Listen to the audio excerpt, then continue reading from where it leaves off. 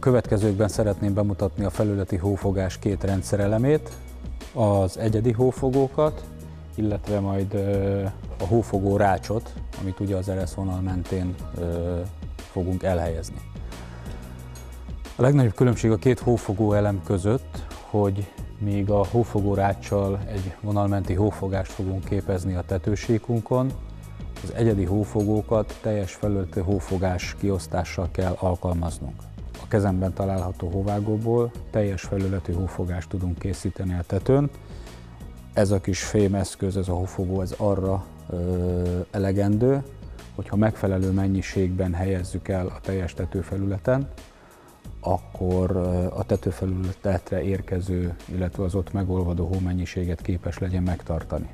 Ennek azért van óriási jelentősége, mert hófogó nélkül akár több száz, több ezer kilogramnyi hó zúdulhat le egy tetőről, hatalmas anyagi és esetleg személysérüléseket okozva. Ennek a típusú hóvágónak az elhelyezését mutattam most be.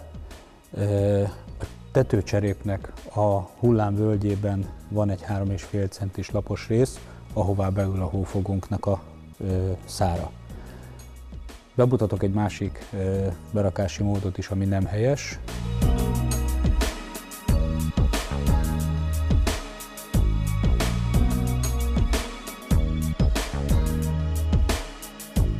Láttam sajnos így is elhelyezve hófogókat tetőfelületeken.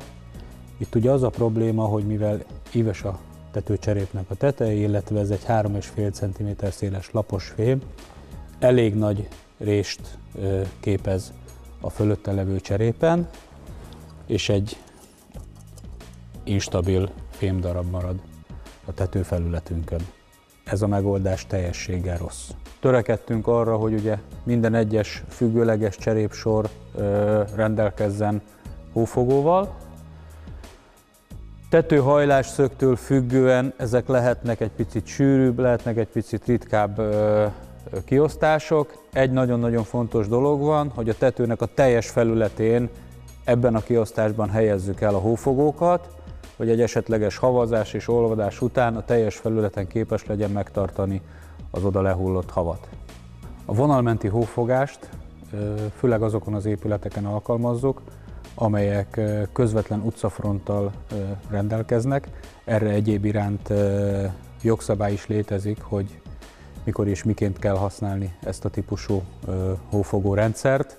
Ennek ugye az a lényege, hogy a tetőre hullott hó az egész addig ott maradjon, amíg ugye el nem olvad.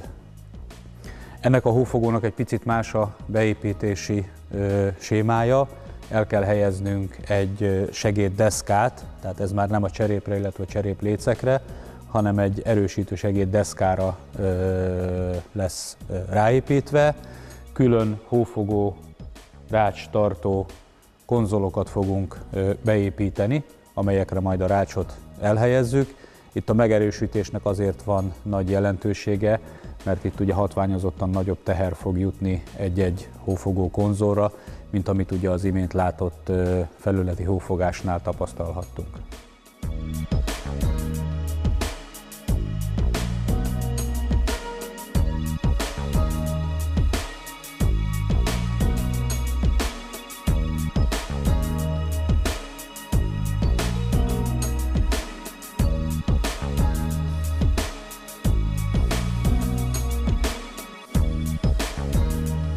A hófogórács, amit a kezemben tartok, ugye ez a hófogórács fog bekerülni a rácstartó konzolokba, és ő fogja tartani nekünk a havat.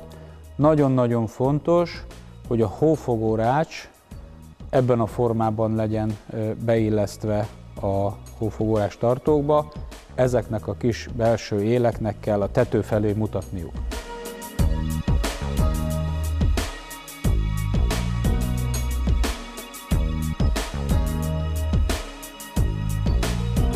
A hófogórácsok elhelyezésénél feltétlenül meg kell említsem azt, hogy mivel a hófogórács tartója egy 4 mm vastag acél laposvas, ez ugye elég nagy rést képez a két cserép között, tehát a rács tartó talp fölé kerülő cserép aljából ezt a vastagságot, ezt mindenképpen flexel el kell távolítani, ki kell vágni, hogy rendesen össze tudjon ülni a továbbiakban a tetőcserép, hogy ne legyen itt ez a túl nagy hézag, ahol esetlegesen porhó, csapóeső be tud jutni a tetőcserepek alá. Kivágtuk a takarócserepünkből, az alsó talpából ezt a vastagságot, és nagyon jól láthatóan, tökéletesen összeülnek a cserép hullámai, a legkisebb hézag nélkül.